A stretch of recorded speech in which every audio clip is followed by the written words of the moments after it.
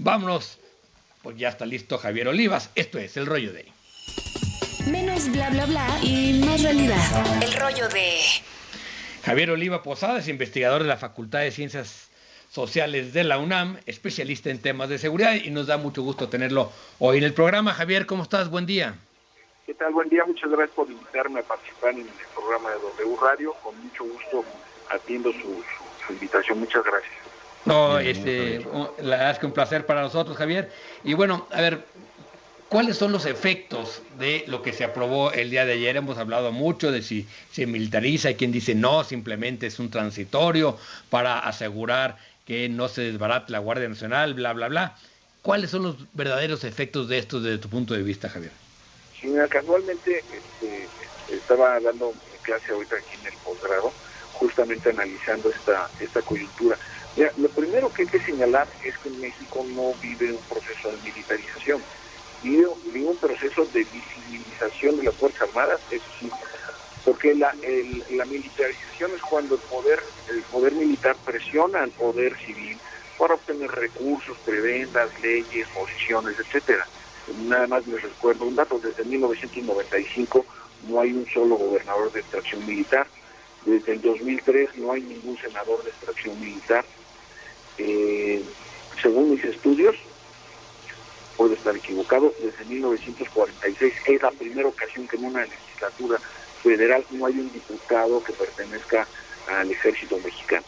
Entonces, es importante señalar esto porque ha sido, desde 1946 también, ha sido el poder civil el que ha ido a buscar a los militares para atender determinadas problemáticas, sea de seguridad pública, sea por un desastre, una inundación, un sismo, etcétera. En 1946, cuando llega el primer presidente de la revolución, él va a crear, Miguel Alemán va a crear la Dirección Federal de Seguridad, que lamentablemente con el paso de los años se descompondría, y se convertiría en la policía política del régimen. Bueno, esa Dirección Federal de Seguridad fue creada con 10 capitanes del ejército mexicano, entre ellos el legendario Fernando Gutiérrez Barros. Entonces, aquí hay que distinguir, porque no es por un prurito de carácter semántico o conceptual académico, sino que en la medida que se utiliza de manera, a mí me parece, sin contexto, la militarización, pues parecería que en efecto hay un proceso pero ¿qué te dice que estén metidos en temas como una construcción de puertos, aeropuertos, administración de puertos, aeropuertos, trenes, y ahora en una línea aérea, en fin, que estén participando mucho, tengan mucho más actividades en la vida pública que las que tenían hace 4 años? Pero es por orden del presidente, que constitucionalmente se le denomina comandante supremo de las Fuerzas Armadas. Él es el que les da las instrucciones. Ellos no van a decir, oiga, fíjense que queremos construir sucursales bancarias, queremos construir tramos del Tren Maya.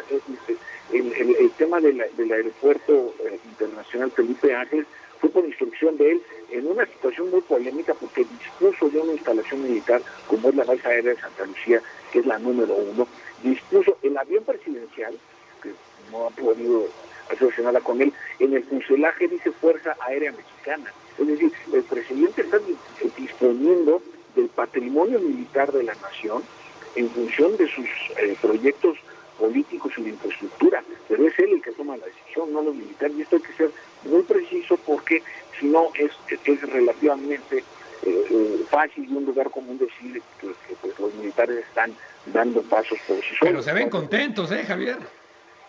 Pues no sé, ahí sí tengo mis dudas. Mira, la verdad, lo comentaba aquí con mis alumnos y alumnos hace un momento que también están escuchando la entrevista, les comentaba de los riesgos que implica que se amplíe hasta el 2028 la presencia de las Fuerzas Armadas en labores de seguridad pública, porque pues sí, la sobreexposición, lamentablemente por pura probabilística, ocurren tragedias, ¿no?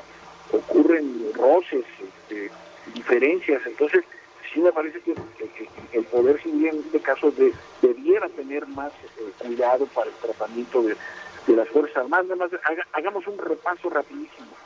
Desde el cuarto informe de Ayotzinapa, que está plagado de precisiones, el informe de Alejandro Encinas, tenemos la discusión en el Congreso, como tú citabas hace un momento, la reforma del quinto artículo transitorio, el el asalto de los, no sé si sean estudiantes, pero así se presentan, el asalto o el intento de asalto al campo militar número 1, donde vandalizaron, y así podemos tener, y ahora las filtraciones de Guacamaya. Entonces yo veo un conjunto de variables que están incidiendo en este momento en la dinámica de las relaciones civiles militares, y que tienen que analizarse con mucho detenimiento, porque, insisto, mis planteamientos pueden parecer anticlimáticos, pero pues es también un asunto de plantear con veracidad, con documentación, con historia, ¿no?, respecto de lo que puede venir al país en este sentido.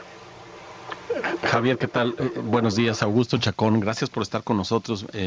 Más allá de que tus comentarios sean anticlimáticos, resultan sin duda interesantes.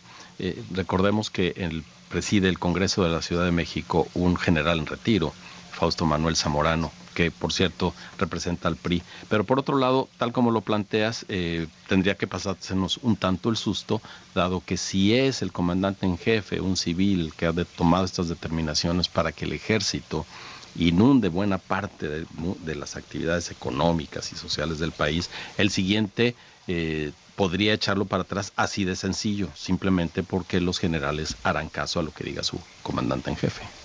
Estás tocando un punto muy sensible y que corresponde a la lógica del funcionamiento del sistema político mexicano. Hay que recordar que el sistema político mexicano, sus bases, no es un asunto de preferencias, de empatías o de odio, lo crearon militares. El PRI, es bien interesante, cuando los civiles toman la presidencia de la República, y los líderes del PRI hasta 1963 con el general Corona de Rosal van a ocupar la dirigencia nacional del PRI, incluso va a ser un general, el general Olaquea, que va a ser 6 años secretario de la Defensa con Luis Cortines, y después va a ser 6 años líder del PRI. Entonces, esta construcción de sectores, ¿no?, los primeros líderes de la central campesina, uno de ellos fue el coronel Leiva, que la crea, por supuesto, lo que es la Confederación Nacional de Organizaciones Populares. Entonces, no es un asunto de que me gusta o no me gusta, es historia, está documentado. Entonces, es importante señalar que, propiamente dicho, en ese acuerdo, yo diría un pacto verdadero, en donde el estamento civil se queda con el brazo legitimador del Estado, es decir, con el PRI, mientras que los civiles se quedan con la estructura burocrática administrativa del propio Estado mexicano. Javier, ¿qué tal? Alejandro Sierra, gracias por estar aquí con nosotros. Un gusto saludarte. A ver, me llama la atención, ahorita me dices que estabas impartiendo cátedra, supongo que es un grupo de jóvenes. Al principio del programa así señalaba yo que hay una parte del país que no se ha dado cuenta de la decisión que se tomó ayer.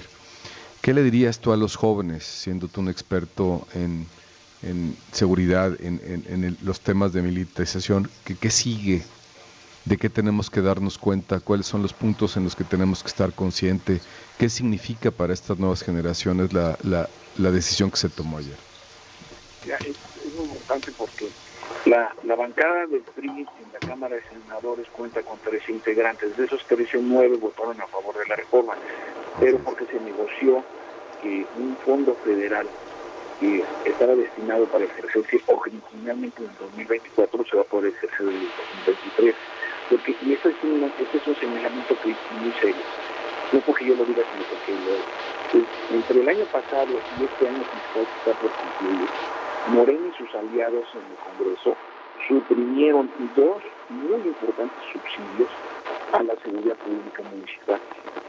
En el acuerdo está, precisamente, que fue la parte de la negociación en lo que trascendió en los medios de comunicación, que habría una reconsideración respecto de las policías locales.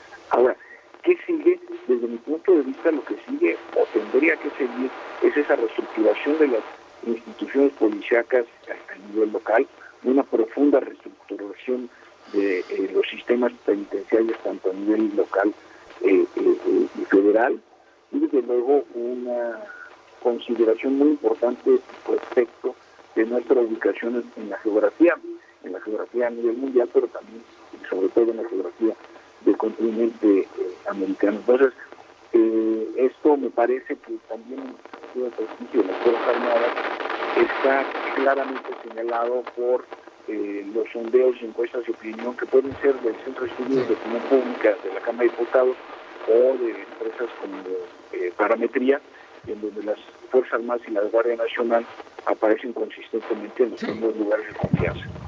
Exacto, pero bueno, vamos a ver si esto no tiene luego un efecto también sobre esa opinión. Por lo pronto, Javier, tenemos que terminar el programa. Te agradecemos muchísimo que nos hayas tomado esta llamada y seguiremos en contacto contigo para entender qué está pasando dentro de las Fuerzas Armadas. Un abrazo, Javier. Gracias, igualmente. Muchas gracias por la oportunidad. Buen día. Buen día. Gracias.